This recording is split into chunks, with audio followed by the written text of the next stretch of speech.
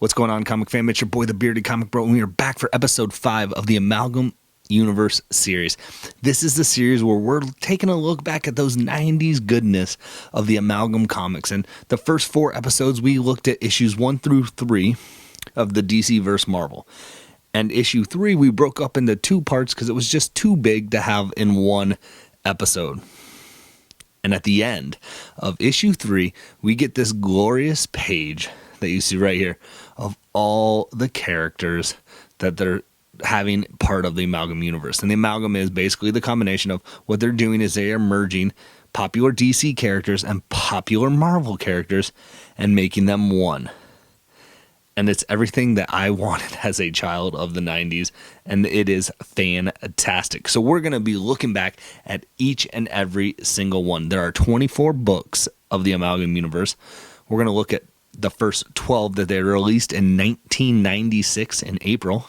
So if this is something that you're like, I like where this is going, gang, we are finally going to look at one of our first Amalgam comics. So with that being said, let's talk comics.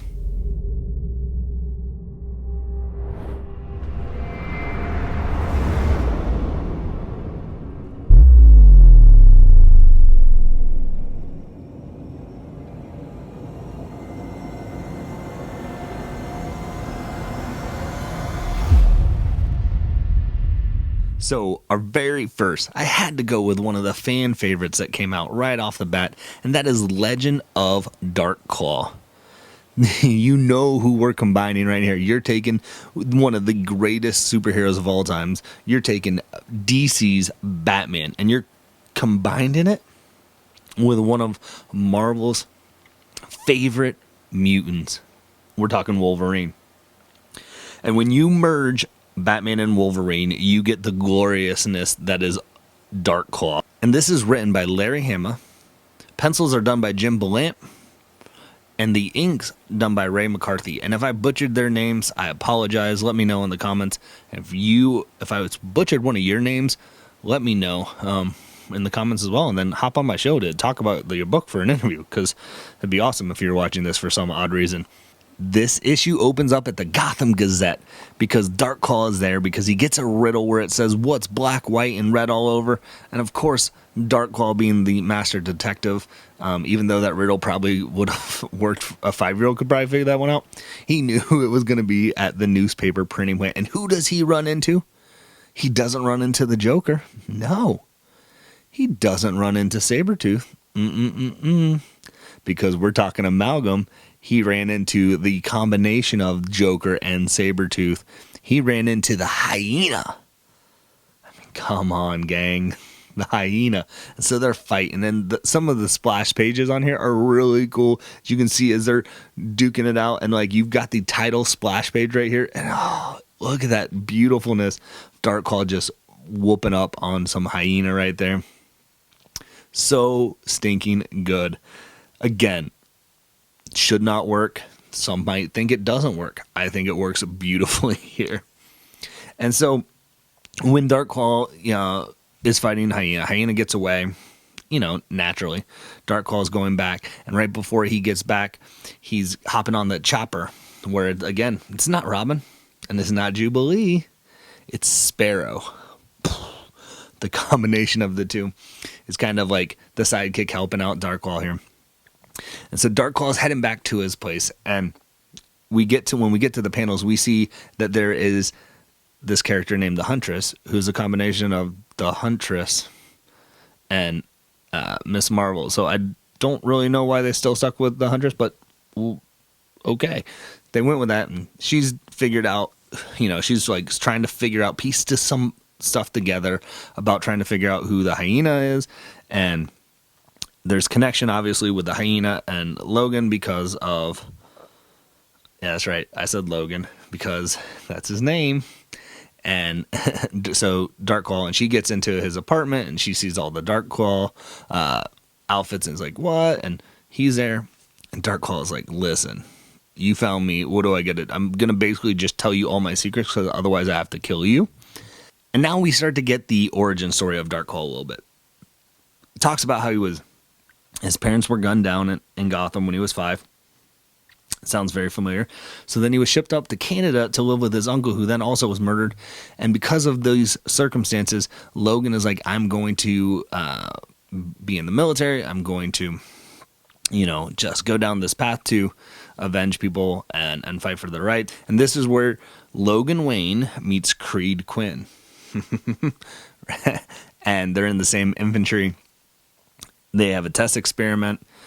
And Darkclaw is talking about how he basically failed how Hyena's who the people wanted to, because he has no conscience and Darkclaw has a conscience.